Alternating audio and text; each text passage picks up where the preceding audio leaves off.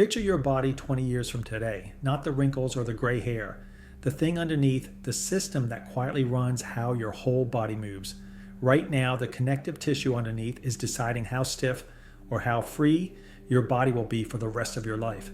Now picture a Japanese man in his 80s, kneeling in his garden, then rising to his feet without using a single hand for support. His body held onto something yours is slowly losing. So what is his body doing that yours isn't?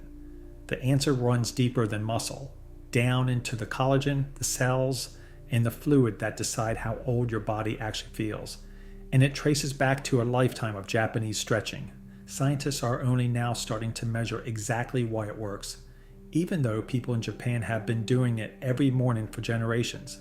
Let me know what stretching or exercises you've been doing for your health in the comments. Now, let's get into the physics. The system is called fascia, and if you've heard the word, you probably filed it away as some vague tissue under the skin. It's more than that. Fascia is a single sheet of living fabric that wraps around every muscle, every organ, every blood vessel in your body. Not hundreds of separate parts, one connected web running from your head to your feet. When you're young, that fabric works like a well-oiled cloth. The fibers slide across each other, stretch under load, and snap back into shape. That's why a 20-year-old can bend down and touch their toes cold and feel nothing but a light pull. But the catch is that the fabric only stays supple if you keep using it, if you keep moving it through its full range. It's not maintained by good intentions, it's maintained by motion. Bend it, stretch it, glide it against itself over and over in the ordinary course of a day. Stop, and it starts to seize up. And that's exactly what the modern Western body stopped doing.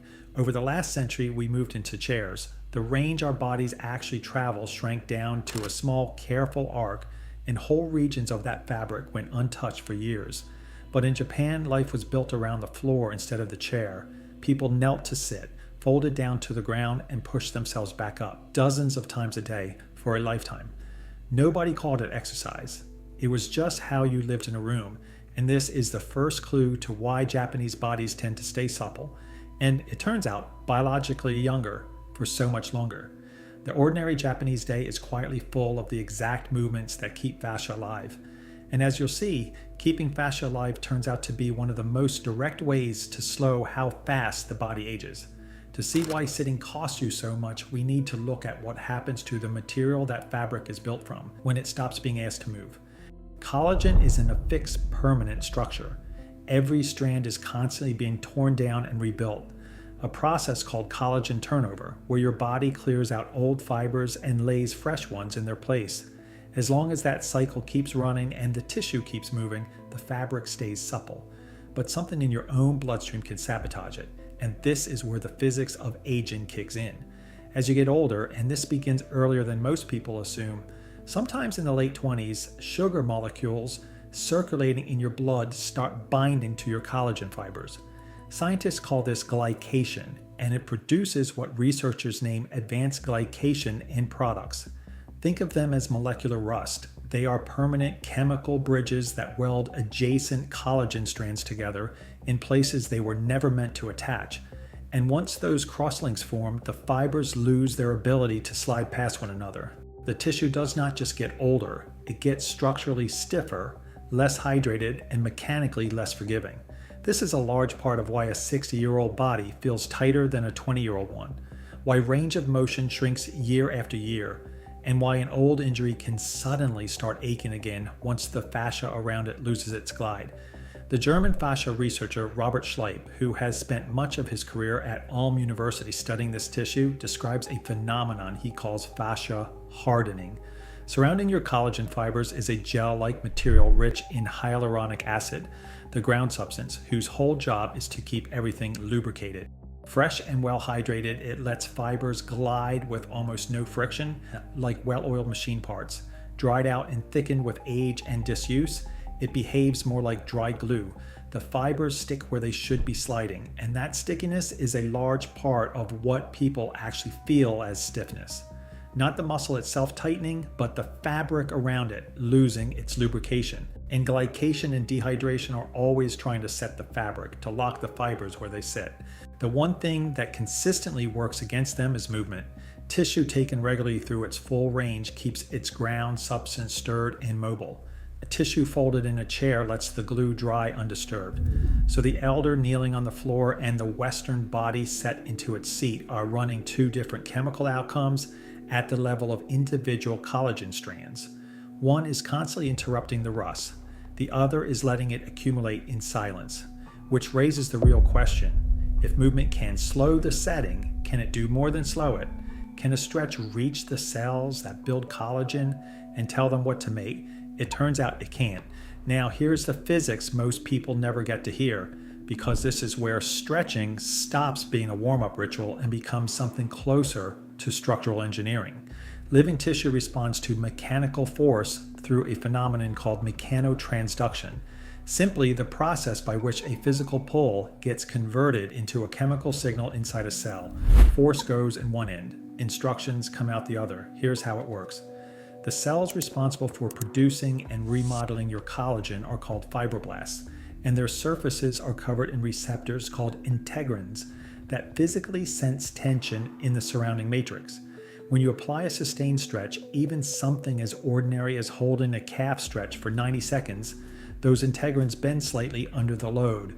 That bending triggers a cascade inside the cell involving two proteins called YAP and TAZ, which travel into the nucleus and switch on genes related to tissue remodeling. The pull on the outside of the cell reaches all the way to its DNA and changes what it decides to build. And the signal does not stay where you feel it. The cell biologist Donald Ingber at Harvard has spent decades describing this using a model he calls tensegrity. The idea that your cells and tissues are held together the way a geodesic dome is, through a continuous balance of tension and compression. So a force applied at one point is felt throughout the whole structure, not just locally. The stretch you feel in your hamstring is not staying in your hamstring. It is sending a message through a connected web of tissue that reaches structures that you were not even trying to move. And here is what that message says. Under sustained tension, fibroblasts begin producing fresh, properly aligned collagen instead of the disorganized, cross-linked kind that piles up with age and inactivity. In other words, a sustained stretch is one of the very few inputs that can directly instruct your cells to lay down younger, more organized architecture, rather than the stiffer, older kind. You're not just pulling on the fabric, you are telling the weavers what to weave. Now look again at Makoho. It is built on a handful of sustained full body holds. You fold forward and stay there. You open the hips and stay there. You lean back and stay there, breathing for a stretch of time that lands squarely in the window the research points to. Nobody who developed those holds centuries ago had ever heard the word integrin or knew a thing about YAP or TAZ. And yet the practice they arrived at by feel and tradition delivers almost exactly the sustained stimulus modern cell biology now says fibroblasts need. That is the astonishing thing. Makoho is, in effect, an intuitive folk discovery of mechanotransduction, worked out by bodies paying attention to themselves long before any laboratory could explain why it worked. The tradition found the answer. The science only recently caught up to the reason. There is a researcher who explains the cellular side of this better than almost anyone, Helene Langevin, who spent years at Harvard studying connective tissue and now directs the National Center for Complementary and Integrative Health. Her laboratory measured what happens to fibroblasts under sustained stretch, and what they found is remarkable. Within minutes of sustained tension, the cells physically flattened and relaxed their internal scaffolding, and that relaxation is associated with reduced local inflammatory signaling. Her animal studies went further. Regular stretching reduced the thickness and density of the fibrotic tissue that had built up around an area, essentially reversing a small amount of the stiffening rather than merely managing it. That word, reversing, matters, and it connects to a concept gerontologists call inflammaging, the low-grade chronic inflammatory state that accumulates in tissue as we age. Much of what drives it is senescent cells, old cells that stop dividing but refuse to die, sitting in your tissue and leaking inflammatory signals. The biologist Judith Campisi, whose research defined this field, described them as a kind of biological pollution that builds up silently across decades. Sustained loading through stretching appears to reduce the density of that signaling, not a mystical effect, a mechanical one. And this is where the image from the beginning starts to make physical sense. The elder still supple at 90 is not simply lucky. Across a lifetime of daily loading, her fibroblasts kept getting the tension signal that relaxes them, her matrix stayed softer, and inflammaging was given fewer places to settle. The suppleness you can see is the visible surface of a cellular environment kept young by decades of movement. But there is another layer entirely, one that almost never gets mentioned, and it has nothing to do with cells building collagen. There's also a fluid dynamics piece to this that almost never gets mentioned, and it might be the most underrated part of the whole mechanism. To understand it, you have to know one strange fact about your own plumbing. Unlike your circulatory system, your lymphatic system has no central pump. There is no heart equivalent pushing fluid through it. Lymph is the fluid that clears waste products, dead cells, and inflammatory byproducts out of your tissue, and it moves almost entirely through mechanical compression. Muscle contraction, joint movement, and tissue stretching physically squeeze the lymphatic vessels and push fluid forward through one-way valves. The only thing that drives your drainage is movement itself. Your body is the pump, or nothing is. Now follow what happens when the movement stops, when tissue becomes chronically tight and immobile, which is exactly what creeps in with age and inactivity. Lymphatic flow through that region slows. Waste and inflammatory compounds sit longer instead of being carried away, and that lingering waste itself causes more stiffness and inflammation, which further restricts movement. It is a feedback loop, and it compounds quietly over years. Stagnation causes stiffness, stiffness causes more stagnation. A sustained stretch interrupts that loop directly, mechanically pumping fluid through tissue that would otherwise sit and stagnate. And there is a second fluid effect on top of the first. When you hold a stretch, the endothelial cells lining your blood vessels release a molecule called nitric oxide, which relaxes the smooth muscle in the vessel wall and widens the vessel, improving circulation to the exact tissue being stretched. Better circulation means more oxygen and nutrients reaching the cells actively remodeling collagen, and more efficient removal of waste. So a single hold pushes old waste out and pulls fresh supply in. Researchers studying vascular aging have found a pattern worth pausing on. Comparisons between adults who stretch regularly and sedentary adults of similar age have repeatedly shown measurable differences in arterial stiffness. The same collagen and elastin that build your fascia also build your artery walls. And in some studies, regular stretching correlates with lower arterial stiffness, one of the clearest markers of vascular age. Likely the same mechanical principle at work, just in the vessel walls instead of the fascia. Millions of people across Japan are doing exactly that every morning, at a scale no laboratory could ever stage, when they move through the radio Taiso together, from schoolyards to parks full of elders, squeezing the drainage vessels and widening the arteries without a single one of them thinking about lymph or nitric oxide. The West runs its studies on a few dozen volunteers. Japan has run the experiment on an entire population for a century. But fluid does not only move through fascia and vessels, it moves through your joints and your spine, and there the same rules become visible in the mirror. Your joints run on the same logic, with one twist worth understanding on its own terms. The lubricating fluid inside every major joint capsule, the synovial fluid, is not delivered by blood vessels the way most fluids are. It is produced and redistributed largely through the mechanical action of the joint moving through its range, a process sometimes called imbibition, where cartilage absorbs fresh fluid during movement the way a sponge absorbs water when it is squeezed and released. Follow what that means for a joint that rarely moves.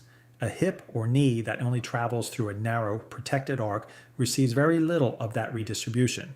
The cartilage becomes thinner and less resilient in the joint capsule itself, which is really just a specialized extension of the same fascia, becomes shorter and stiffer through the identical cross-linking process. The sponge is never squeezed, so it is never allowed to drink, and this reframes something people accept too easily. So much of what we casually call joint aging is not an unavoidable biological clock. It is a mechanical disuse pattern. A hip or shoulder regularly taken through a full stretched range keeps a noticeably younger feeling capsule than one that has spent years in a narrow, cautious arc.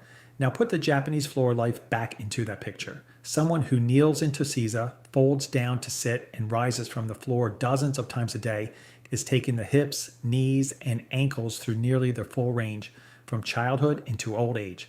Every descent and every rise is another squeeze of the sponge, another flood of fresh fluid into the cartilage. It was never framed as joint care. It was the shape of daily life. But mechanically, it is exactly what a joint needs to stay young. Your spine follows the same rules, and this is where the physics becomes visible in a way people actually notice. The discs between your vertebrae are mostly water, bound in a matrix of collagen and proteoglycan. And like every other piece of connective tissue, they rely on movement to stay hydrated. Discs have almost no direct blood supply. They absorb nutrients largely through a pumping action created when spinal movement compresses and releases them. A spine folded into one narrow seated posture all day receives almost none of that pumping. The discs gradually lose height and hydration, and the fascia along the back shortens to match the posture it is held in most. That is a large part of the mechanical explanation for the height loss and forward, stooped posture so many people accept as inevitable.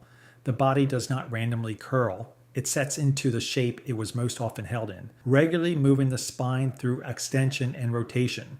The exact motion a sustained spinal stretch provides keeps that pumping alive and keeps the fascia from adapting to a shortened stooped length. So look one more time at that elder, still upright and supple at 90. Now you can see what you're looking at. Not luck, not mysterious genetics. Decades of hips and knees taken through full range. Decades of a spine kept pumping and kept from folding. The upright posture is the visible signature of well-hydrated discs and a supple capsule, which raises an honest question, because the internet loves to turn exactly this into a miracle. Now let's be honest about where the popular version of this goes wrong, because it gets oversimplified constantly online. And there is something fitting about answering that with a bit of Japanese cultural instinct. In Japan, there is a quiet discomfort with exaggeration, a preference for understatement over grand claims. An understatement is exactly what this subject needs, because the truth is impressive enough without inflating it. So here's the plain version. Stretching does not reverse your chronological age. It does not rewind your telomeres. Holding a stretch for 30 seconds before a workout will not undo decades of glycation overnight. The physics we walk through describes a slow, cumulative process, tissue remodeling over weeks and months of consistent input, not a single dramatic session. Anyone selling you a Japanese secret that melts stiffness in a week is selling mysticism. The point was never magic, it was mechanism. There's also a real difference in how you stretch. A quick, bouncing ballistic stretch mostly activates a protective reflex called the stretch reflex, which makes the muscle contract defensively rather than allowing the sustained tension mechanotransduction needs. The research on fibroblast remodeling and fascia hydration points consistently to sustained static holds, generally 90 seconds to 2 minutes per position, as the stimulus that triggers the signaling described earlier. Anything shorter affects only the neuromuscular system briefly, a temporary loose feeling without changing the collagen underneath. This is precisely why Makoho and Radio Taiso are done slowly and deliberately, with the holds given time rather than bounced through. So what does an evidence-grounded practice look like? Target the major fascial lines rather than isolated muscles. The back of the legs and spine together, the front of the hips and torso together, because fascia is continuous and stretching connected chains produces a larger signal than isolating one joint. This is exactly what Makoho already does. Its holds map almost directly onto the posterior chain and the hip and torso lines, making it a ready-made template. Hold each position at least 90 seconds, breathing slowly, because the slow elongation that lets collagen reorganize requires sustained time under tension. A useful refinement from physical therapy called proprioceptive neuromuscular facilitation is to briefly contract the muscle against light resistance, then release into a deeper hold, which quiets a reflex and lets the tissue accept more range. Do it most days, since fibroblast remodeling responds to consistency the way muscle growth does. Pair it with hydration, since dehydrated fascia glides poorly, and apply gentle heat before longer holds because warm collagen is measurably more elastic than cold. The Japanese have a built-in version, the nightly afuro, the deep hot soak before rest, which warms the tissue and makes evening movement more productive. One honest caution: if you have a diagnosed joint condition, a disc injury, or any history of serious problems, adapt gently and check with a professional first. The mechanism is real, but your body is specific. The bigger picture here, the one worth sitting with, is that so much of what we call aging is not a mysterious countdown written unavoidably into your cells. A meaningful portion of it is mechanical. It is collagen cross-linking that accumulated because tissue stopped being asked to move through its full range. It is lymphatic stagnation that built up because nothing was pumping fluid through it. It is fibroblasts that stopped receiving the tension signal, telling them to keep producing organized, youthful tissue instead of stiff, cross-linked tissue. None of that requires a drug, a procedure, or a supplement. It requires a mechanical input your body was designed to receive long before any of this research existed. And what makes this encouraging rather than discouraging is that connective tissue stays mechanically responsive at essentially every age ever studied. A 70-year-old fibroblast still bends its integrins and still fires the same remodeling signals a 25-year-old fibroblast does when it receives sustained tension. The cellular machinery does not expire. It simply stops being asked to run. This is why physical therapists who work with older populations describe the same pattern. The primary limiter of independence in later life is frequently not muscle strength or cardiovascular fitness alone. It is lost range of motion, a hip that no longer extends far enough for a full stride, a shoulder that no longer rotates far enough to reach a shelf. And much of that lost range traces directly back to fascia that was never asked to lengthen for years or decades at a time. That is the reframe this whole video has been building toward. The West is only now, with expensive laboratories and careful studies, measuring what Japanese daily life has been doing without comment for centuries.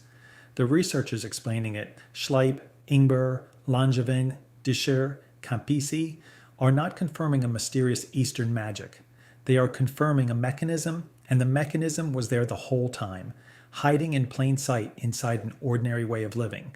Before you reach for your phone, before the day pulls you into everything at once, give your tissue 90 seconds of sustained tension somewhere.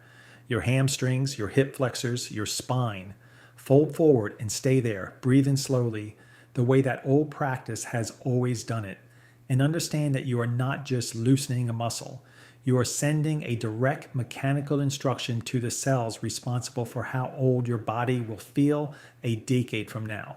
You are telling your fibroblasts what to build, keeping your matrix soft enough that your stem cells stay adaptable, running the pump that clears your tissue, and keeping your spine from setting into the shape of a chair. Your fascia is listening for the signal every single day, deciding based on whether it arrives, whether to keep laying down younger tissue or let the older, stiffer version take over by default. The people who stay supple into their 90s are not the ones who found a secret. They are the ones who never stop sending the signal.